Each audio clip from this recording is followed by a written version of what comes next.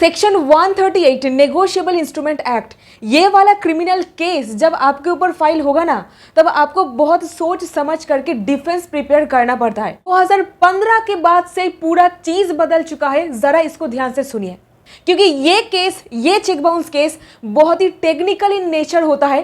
Technical matters के ऊपर case बहुत बार खारिज हो जाता है।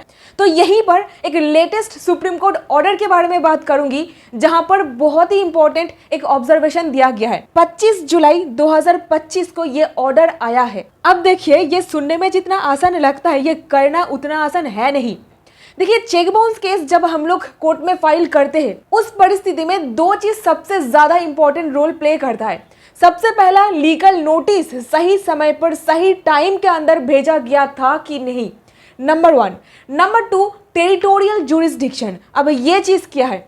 पहला, ये जो नोटिस के बारे में बातचीत है वो मैं पहले कर चुकी हूँ बहुत सारे वीडियोस में, लेकिन टेरिटोरियल जुरिस्डिक्शन के बारे में अभी जरा सुन लीजिए। लेकिन उससे पहले एक छोटी सी रिक्वेस्ट, बहुत मेहनत जाता है रिसर्च करने में, एक जजमेंट्स को डिकोड करने में। सो प्लीज वीडियो को एक लाइक, चैनल को सब्सक्राइब और जरा इसको शेयर कीजिएगा, ताकि आम जनता तक इजी साधारण लैंग्वेज में कानूनी जागरूकता पहुंचाया जा सके। केस का नाम है प्रकाश चिमनलाल सेठ वर्सेस जागृति क्योर Rajpopat, criminal special leave petition number 5540-5543 of 2024। Facts of the case. उधार पैसा कौन लिया है? इस केस में क्योर ललित राजापोपट ने प्रकाश चिमनलाल सेठ से 38,50,000 उधार लिया, और जागृति क्योर राजापोपट, ये जो औरत है, ये लोन लेने वाले का पत्नी है, इसीलिए इनको गारंटर के रूप में खड़ा किया गया था। टोटल ये नंबर पर 4 चेक इशू करके दिया जाता है पैसों का रिपेमेंट के लिए। चेक को Kotak Mahindra bank, opera house, Mumbai में इनकैशमेंट के लिए जमा किया जाता है। यहीं पर बैंक में सफिशिएंट पैसा ना होने की वजह से चेक बाउंस हो जाता है। इंटीमेशन भेजा जाता है, लेकिन कोई काम नहीं होता है। इसीलिए चेक बाउंस केस सेक्शन 138 में केस फाइल किया जाता है मैंगलोर, कर्नाटका। तो यहीं पर जरा ध्यान से सुनिए। चेक को इनकैशमेंट के लिए, पैसों को कलेक्ट करने के लिए डाला गया था Mumbai opera house, Kotak Mahindra bank में। केस फाइल किया था मैंगलुरु में, कर्नाटका, और यह मुंबई, महाराष्ट्र। ठीक है।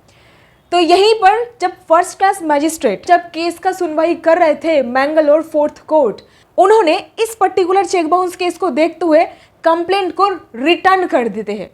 रिटर्न क्यों कर दिया? उनका रीजनिंग ये था कि मेरा जो कोर्ट है, मैंगलोर का जो कोर्ट है, इसका कोई भी जुरिस्डिक्शन नहीं है ये पर्टिकुलर सेक्शन 138 में जो चेक बाउंस केस फाइल किया गया है इसका सुनवाई करने का। क्यों? क्योंकि उनका जज का ये मतलब सोचना था, जो पेई है, बैंक अकाउंट बुक जो है, जो खाता है, इसको मेंटेन किया जाता है मुंबई के ब्रांच में, तो केस को फाइल करना पड़ेगा मुंबई के कोर्ट में, ना कि मैंगलोर के कोर्ट में। तो ये रीजनिंग देते हुए मैटर को रिटर्न कर देते, और यहीं पर एडवोकेट मैटर को लेकर के चले जाते हैं ऑनरेबल हाई कोर्ट के पास। 4 एप्लीकेशन कोर्ट में फाइल किया गया, और हाई कोर्ट भी मैटर को देखते हुए ट्रायल कोर्ट के द्वारा जो ऑर्डर किया गया था उसको ही समर्थन कर देते। ये ऑब्जर्वेशन जबकि बिल्कुल गलत था, ये एब्सोल्युटली एक रॉन्ग इंप्रेशन बनाया गया है। ऑन रिकॉर्ड ये सारी बात कही गई है, और मैं वहीं से आपको बता रही हूँ। जजमेंट लिंक आपको डिस्क्रिप्शन बॉक्स में मिल जाएगा, अब खुद भी जाकर के वेरीफाई कर पाओगे। जुरिस्डिक्शनल इशू बता करके मैटर को रिटर्न कर दिया जाता है। जुरिस्डिक्शन का साधारण मतलब यही है, क्षेत्राधिकार। हाई कोर्ट भी मजिस्ट्रेट कोर्ट का जो ऑर्डर था उसको कंफर्म कर देते, जबकि ये कंफर्म करना और रीजनिंग इसके पीछे बिल्कुल गलत था।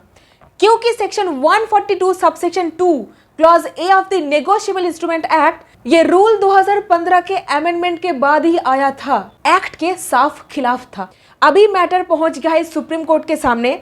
सुप्रीम कोर्ट में bank statement, bank account number, सारा डॉक्यूमेंट मंगवाया जाता है, और वहां से ये स्पष्ट हो जाता है कि ओपेरा हाउस मुंबई में सिर्फ चेक को प्रेजेंट किया गया था, जबकि अकाउंट को मेंटेन किया जाता है मैंगलोर के ब्रांच में। तो इसका सीधा सीधा मतलब यही है, मैंगलोर में जो केस फाइल किया गया था वो एब्सोल्युटली सही था, कोई भी जुरिस्डिक्शनल एरर यहां पर नहीं हुआ है।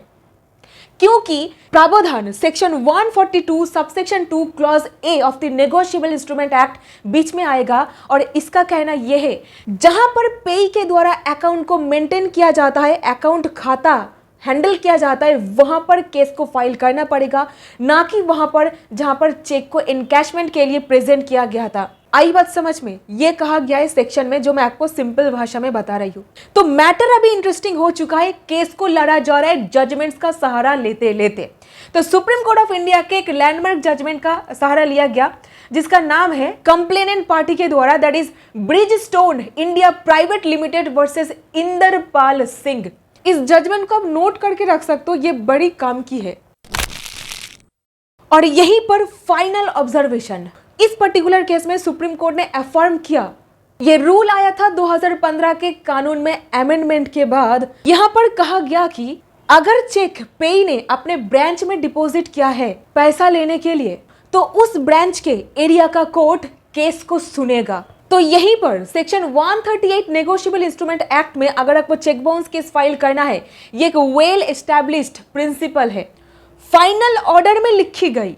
तो इस हिसाब से यहाँ पर एक कंप्लीटली ऑपोजिट सिचुएशन पैदा हुआ है मैंगलोर के फर्स्ट क्लास जुडिशियल मैजिस्ट्रेट के ऑर्डर आने की वजह से, क्योंकि हाई कोर्ट ने भी गलत समझा कि बैंक अकाउंट मुंबई में मेंटेन किया जाता है। ट्रायल कोर्ट का ही ऑर्डर सही नहीं था, इसके चलते हाई कोर्ट का भी ऑर्डर गलत हो जाता है। यहीं पर सुप्रीम कोर्ट ने हाई कोर्ट ऑर्डर डेट और ट्रायल कोर्ट का जो ऑर्डर था, दोनों को ही कैंसिल कर दिया और अपील को कर दिया गया अलाउ। और कंप्लेंट को वापस भेजते हुए ये डायरेक्शन दिया गया फर्स्ट क्लास मैजिस्ट्रेट को मैंगलोर के कि जल्दी से जल्दी मैटर का सुनवाई किया जाए कानून के मुताबिक एज एक्सपीडिशियसली एज पॉसिबल। और इस केस में जो भी पेंडिंग एप्लीकेशंस थी वो अभी बंद हो गई है। यहीं पर समरी में बस एक पॉइंट, अगर कोई चेक बाउंस हो जाता है, केस उस कोर्ट में फाइल होगा जिसका एरिया उस जगह पर है जहां पेई यानी कि जो पैसा ले रहा है उसका बैंक अकाउंट है। सो ये रहा एक latest order section 138 negotiable instrument act के अंदर। तो अगर आपका भी कोई चेक बाउंस केस चल रहा है, अब बिल्कुल इसका सहारा ले पाओगे अगर इसका फैक्ट्स सर्कमस्टेंसेस आपके केस के साथ मिलता जुलता हो। So that's it in this video. उम्मीद करते हो आपको इस वीडियो से कुछ ना कुछ वैल्यू मिला है। अगर मिला इसे एक लाइक, चैनल को सब्सक्राइब और को शेयर कीजिएगा। धन्यवाद।